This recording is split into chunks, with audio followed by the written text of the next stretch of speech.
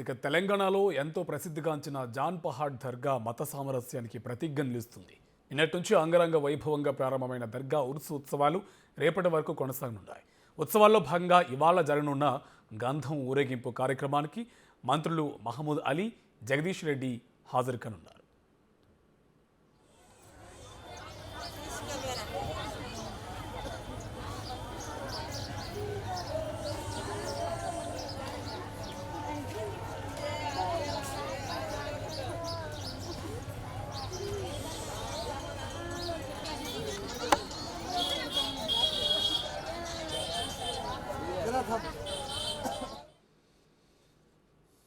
రెడీగా ఉర్సుకు సంబంధించి పూర్తి సమాచారం మా కరెస్పాండెంట్ నల్గొండ నుంచి పుల్లారావు లైవ్లో అందిస్తారు. Pullarao, good morning. ఉర్సుకు సంబంధించి అప్డేట్స్ ఏంటి? చాలా మత సామరస్యంగా జరుగుతున్నట్టు మనకు తెలుస్తుంది. అప్డేట్స్. కార్తీక్, మత సంరక్షణకి ప్రతిజ్ఞగా నిలుస్తున్నటువంటి జానపాడు దర్గా ఉత్సవ ఉత్సవాలు నిన్న నుండి ప్రారంభమవడం జరిగింది.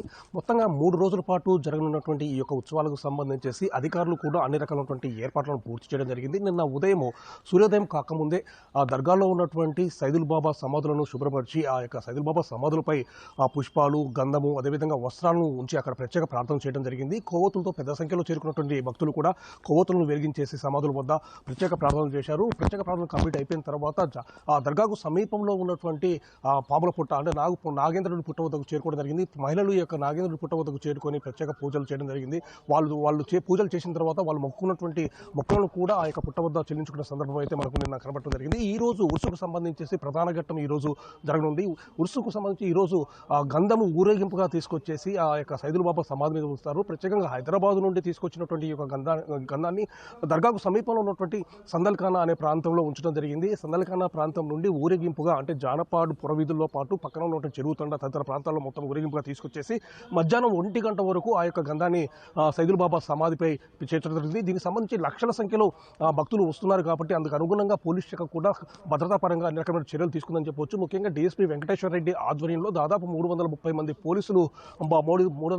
పోలీసులతో భద్రతను ఏర్పాటు చేసిన సందర్భం అయితే ఉండడం జరిగింది. ఈ రోజు ఈ యొక్క గంధం ఊరేగింపు కార్యక్రమానికి మంత్రులు మహమూద్ అలీ, అదేవిధంగా జిల్లా మంత్రి అయినటువంటి జగదీష్ రెడ్డి, ఎంపీ ఉత్తమ్ కుమార్ రెడ్డి, అదేవిధంగా లోకల్గా ఉన్నటువంటి ఎమ్మెల్యే సైద్ రెడ్డి వీళ్ళందరూ కూడా హాజరు కానున్న నేపథ్యంలో దానికి సంబంధించిన ఏర్పాట్లు కూడా అన్ని రకాలుగా చేయడం జరిగింది. ఈ రోజు వక్ఫ్ బోర్డు ఆధ్వర్యంలో జరుగుతున్నటువంటి గంధం ఊరేగింపు కార్యక్రమం సంబంధించి పెద్ద సంఖ్యలో భక్తులు చేరుకునే అవకాశం ఉంది. ముఖ్యంగా ఈ యొక్క గంధాన్ని ప్రత్యేకంగా అలంకరించినటువంటి అశ్వంపై ఉంచేసి పొరవుదల్లో తిప్పుకొని 1 గంట వరకు ఇక్కడ చేరుకునే సమయంలో ఆ గంధాన్ని ముట్టుకోవాలన్న ఉద్దేశంతో భక్తులు పెద్ద సంఖ్యలో అక్కడ తోపులాట జరిగే అవకాశం ఉంటుందని భావించేసి అందుకు అనుగుణంగా ఎలాంటి ఇబ్బందులు తలెత్తకుండా పోలీస్ శాఖ కూడా కట్టుదిట్టమైన చర్యలు చేపట్టింది. ఇదే విధంగా వస్తున్నటువంటి భక్తులకు ఎలాంటి అసౌకర్యాలు కలగకుండా చేయాలన్న ఉద్దేశంతో అన్ని విభాగాలతో కూడినటువంటి అన్ని శాఖలను సమన్వయం చేసుకుంటూ జిల్లా కలెక్టర్ అందుకు సంబంధించి ఏర్పాట్లు చేయడం జరిగింది. అన్ని శాఖల వారు గుడాలను ఏర్పాటు చేసుకుని వస్తున్న భక్తులకు ఎలాంటి ఇబ్బందులు తలెత్తకుండా చూస్తున్న సందర్భం అయితే ఉండడం జరిగింది. ఈ రోజు గంధం ఊరేగింపు కార్యక్రమం కంప్లీట్ అయిపోయిన తర్వాత రేపు ఈ యొక్క ఉసుకు సంబంధించేసి